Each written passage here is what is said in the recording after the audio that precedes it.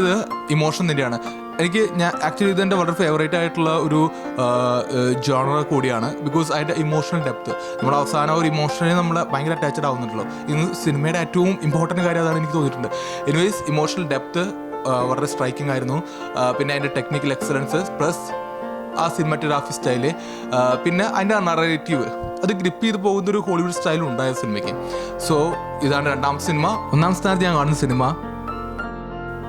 അത് കിഷ്കിന്ദ കാണ്ഡമാണ്. ഡയറക്റ്റ് ചെയ്തിട്ടുള്ള രഞ്ജിത്ത് അയ്യന്താനാണ്. ഇതിൽ ആസിഫ് അലി, വിജയരാഘവ് ഇവരുടെ പെർഫോമൻസ് അത് ഏറ്റവും പ്രധാനപ്പെട്ട കാര്യം. സോ അവരുടെ ആ ഒരു ക്യാരക്ടർ ഡെവലപ്പ് ചെയ്തിട്ടുള്ള പോയിട്ടുള്ള രീതി, അത് ഡിസൈൻഡ് ആയിട്ടുള്ള രീതി വളരെ മനോഹരമാണ്.